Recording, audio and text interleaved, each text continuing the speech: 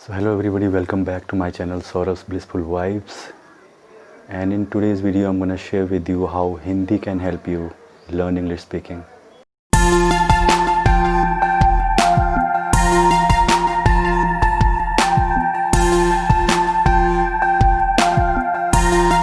तो सबसे पहली प्रॉब्लम जो कोई भी beginner in while learning English speaking जो फेस करता है वो होती है, एक तो कॉन्फिडेंस लो होता है, you feel very scared, you feel less confident, और वो थोड़ा सा शो ऑफ लगता है, talking to someone in English. Background noise, I am really sorry.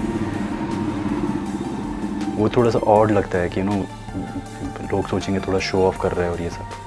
तो how Hindi can help you come out of this problem, how Hindi can help you learn English speaking. तो ये एक ऐसी टेक्निक है जो मैंने खुद पे ट्राई की है, जो I am still trying, which is really effective in improving your English. और ये किसी भी चैनल पे you just go and search this, कोई भी इसे बोलेगा नहीं. बट मैंने ट्राई की है, मैंने खुद पे अप्लाई की और ये बहुत हेल्पफुल है. आपको करना क्या है, you do not have to speak English sentences one by one. Usually in English speaking channels they'll tell you just try to connect English sentences one by one and all that. You do not have to do that because initially वो थोड़ा सा tough होता है. What you have to do is you have to combine Hindi sentence with an English sentence. Like Hindi sentence should be the bridge of this English sentence. What you have to do is you have to speak a Hindi sentence और उसमें बीच में आपको English you can say adjust कर देंगे. Like for example मैं बोलूँ मैं वहाँ गया, मुझे वो अच्छा नहीं लगा, मैं वापस आ गया. तो usually if you speak in English you say I just went there, I didn't like it, I came back. But अगर आपको हिंदी और इंग्लिश मिला के बोलना हो, इनिशियली अगर आपको ये बोलना, तो आप बोल सकते हो कि मैं वहाँ गया, मुझे अच्छा लगा, आई केम बैक. तो लाइक इन तीनों हिंदी सेंटेंसेस में किसी भी एक को आपको इंग्लिश में आप बोलोगे.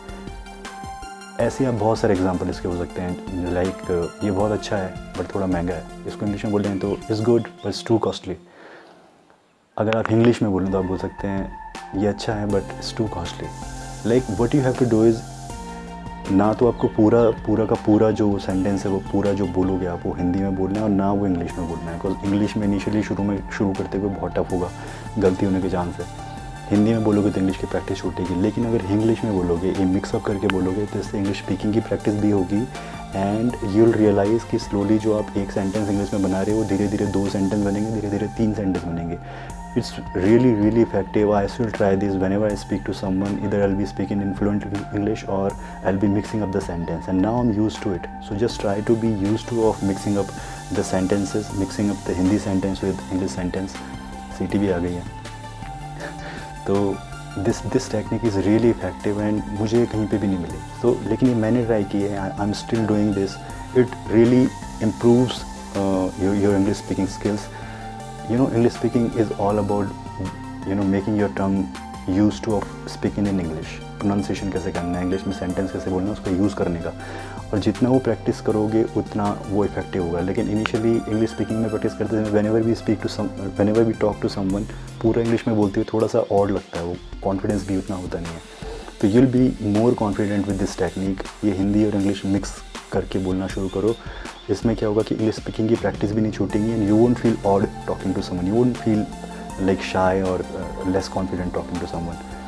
Just mix up the sentences और ट्राई ये करना है कि हिंदी में पूरा सेंटेंस जाना ही नहीं चाहिए, उसमें इंग्लिश का सेंटेंस घुसाना ही घुसाना है, उसको बोलना ही बोलना है. गलत बोलो सही बोलो, शुरू में जस्ट ट्राई करो. हर किसी से गलती होती है. I try this technique. ये सुपर इफेक्टिव है एंड आई थिंक इसको बहुत ज़्यादा अंडर एस्टिमेट किया हुआ है. ये किसी भी चैनल पे मैंने देखा कि कोई बता रहा हो बहुत, बट ये बहुत इफेक्टिव है. I still try this.